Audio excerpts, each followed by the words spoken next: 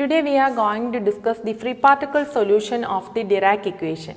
The Dirac equation is gamma mu dou mu plus m0 c by h bar acting on psi equals 0. We will turn our attention to problems where the exact solutions of the Dirac equations are possible. The simplest solvable problem is that of a free particle. And we know that for the Klein-Gordon equation, box operator plus m0 c by h bar the whole square acting on psi equals 0. Here psi is a single component wave function and the plane wave solutions are acceptable for this Klein-Gordon equation for a free particle. Here in the Dirac equation, psi is a 4 component wave function. So here also we have to check whether the plane wave solutions are possible for the Dirac equation for a free particle.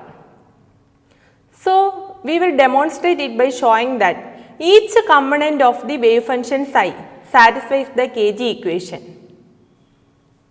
So we will prove it by starting with the Dirac equation. That is gamma mu dou mu plus m0 c by h bar acting on psi equals 0 is the Dirac equation. This equation is marked as equation number 1. Multiply this equation 1 from the left by gamma nu dou nu, that is gamma nu dou nu into gamma mu dou mu plus m0 c by h bar acting on psi equals 0. Let us open this bracket. On opening this, it is gamma nu dou nu gamma mu dou mu plus gamma nu dou nu m0 c by h bar acting on psi equals 0. So here we have gamma nu dou nu. So this gamma nu dou nu is minus m0 c by h bar from the Dirac equation. From the Dirac equation, gamma mu dou mu plus m0 c by h bar acting on psi equals 0. So gamma mu dou mu is minus m0 c by h bar. Similarly, gamma nu dou nu is minus m0 c by h bar. So we got gamma nu dou nu gamma mu dou mu minus m0 c by h bar into m0 c by h bar, that is m0 c by h bar the whole square acting on psi equals 0. Okay, this equation can be written as in the differential form. This gamma nu dou by dou x nu gamma mu dou by dou x mu minus m0 c by h bar the whole square acting on psi equals 0. That is, this equation can be written as gamma nu gamma mu dou by dou x nu dou by dou x mu minus m0 c by h bar the whole square acting on psi equals 0. Okay, now we interchange the indices nu and mu. So this equation is marked as equation number 2 and we interchange the indices nu and mu. So we got gamma mu dou by dou x nu becomes mu by dou x nu minus m0 c by h bar the whole square acting on psi equals 0. This is equation number 3. Okay, now we add these two equations, equation number 2 plus equation number 3. On adding these two equations, we got gamma nu plus gamma nu.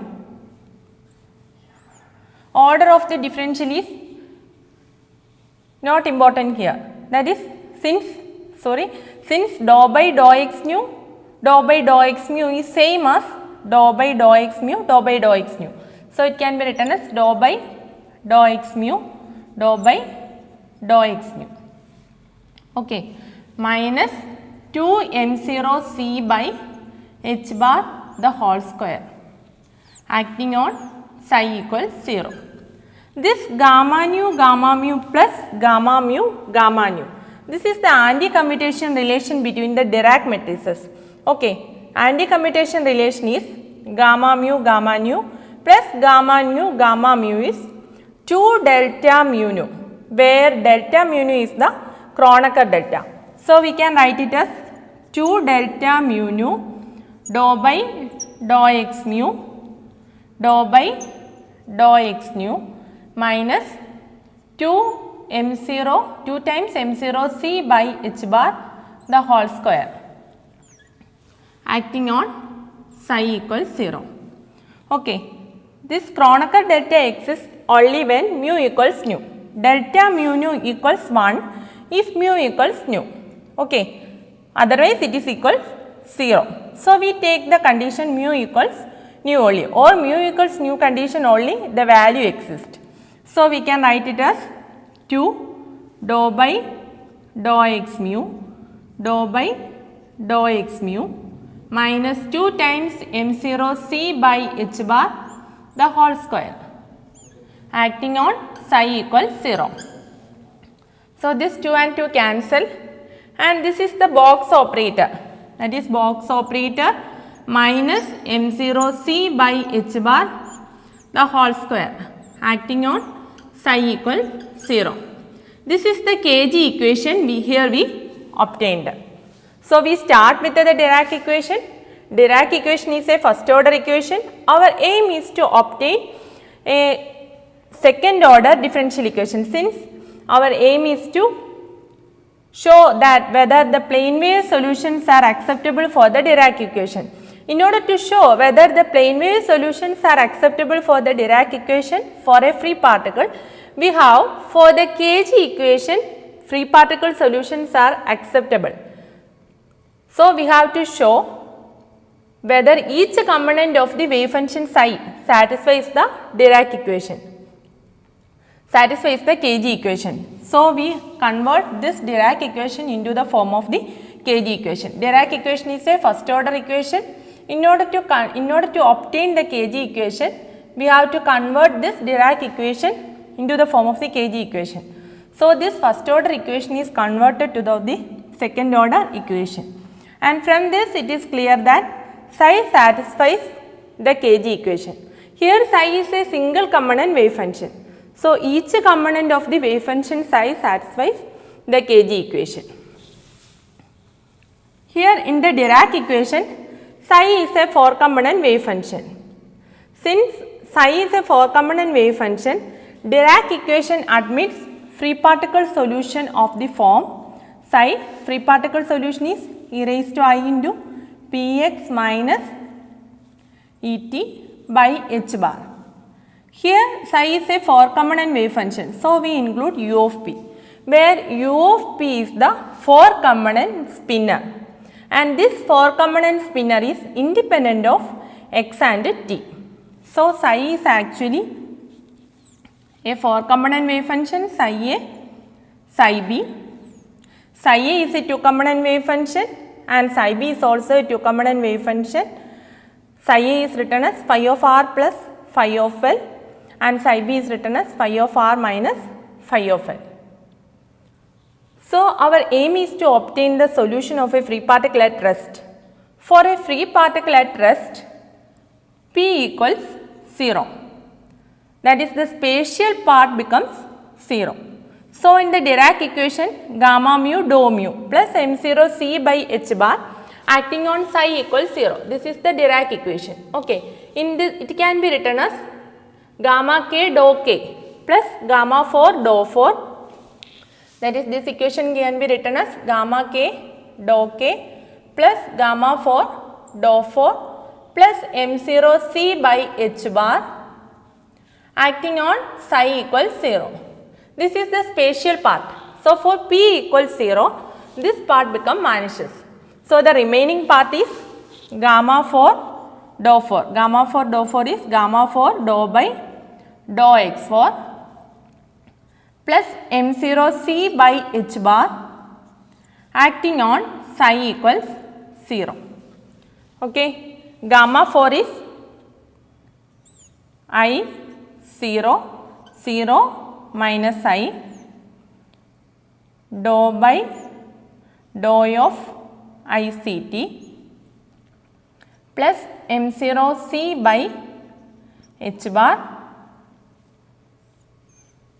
acting on psi. Psi is psi A, psi B, that is psi A, psi B equals 0. Okay, it can be written as I 0, 0 minus I dou by dou of ICT acting on UA of P, UB of P e raised to I into Px minus Et by h bar equals minus m0c by h bar UA of P, UB of P acting on e raised to I into Px minus Et by h bar. For a free particle at rest P equals 0. So, in this equation for P equals 0, here we got e raised to minus IET by h bar. Differentiating this e raised to minus IET by h bar with respect to dou by dou of ICT, and these terms becomes UA of 0 and UB of 0. Here also we have UA of 0, UB of 0, and here it becomes e raised to minus IET by h bar. On differentiating, it becomes I0, 0 minus I. On differentiating e raised to minus IET by h bar, we got minus IE by h bar, 1 by IC into minus IE by h bar, UA of 0, UB of 0. Right hand side becomes minus m0c by h bar, UA of 0, UB of 0. And this exponential term, e raised to minus IET by h bar, e raised to minus IET by h bar appears on both the left hand side and right hand side. So, it gets cancelled after the operation. So, it becomes I0, 0 minus I, and this I and I get cancelled. We got minus E by CH bar, and it is minus M0C by H bar acting on UA of 0, UB of 0. The energy momentum relation of a particle using the special theory of relativity is E square equals P square C square plus M0 square C raised to 4. For a free particle P equals 0. So, we got E square equal M0 square C raised to 4, where M0 is the rest mass and C is the velocity. So, here we got energy as E equal plus or minus M0 C square. So, first we take the positive energy, that is E equal plus M0 C square. On taking E equal plus M0 C square, we got I0, 0 minus I minus M0, here we have minus and energy is taken as positive, M0 C square by CH bar acting on UA of 0, UB of 0 equals minus M0 C by H bar acting on UA of 0, UB of 0. Okay. That is minus M0 C by H bar comes here, and here also minus M0 C by H bar. This C square and C get cancelled. So, on looking into this equation, it is clear that I acting on UA of 0. This is constant minus M0 C by H bar. Here also we have minus M0 C by H bar UA of 0. So, this equation is satisfied. And the second part is 0 acting on UA of 0 minus I acting on UB of 0 equals plus UB of 0.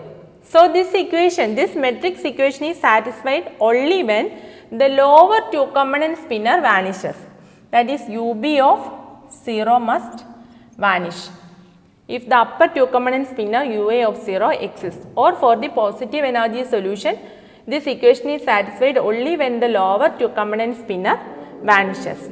If we take E equals minus m0 c square, this equation becomes I 0 0 minus I, and E equal minus m0 c square becomes minus of minus plus, that is m0 c square by c h bar acting on uv of 0 ub of 0 equals minus m0 c by h bar acting on uv of 0 ub of 0.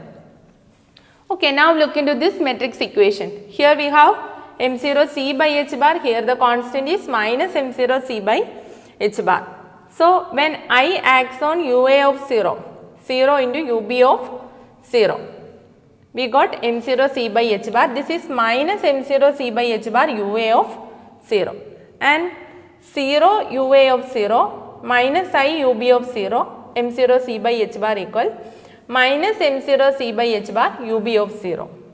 So, this matrix equation is satisfied only when the upper two component spinner ua of 0 vanishes.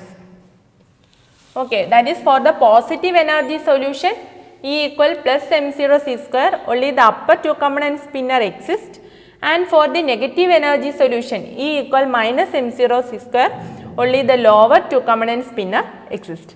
As in Pauli theory, the non-vanishing two component spinners can be taken as 1 0 and 0 1. Okay. Thus for the upper two, thus for independent solutions are, if the upper two component spinner exists, it can be 1 0, lower two component spinner vanishes. This is one possibility, and the solution is ua of, this is u of p. So, u of p has 4 component spinner, this is ua of 0 and this is ub of 0. This is ub of 0 and this is ua of 0. Okay, ua of 0 is taken as 1 0, ub of 0 must vanish.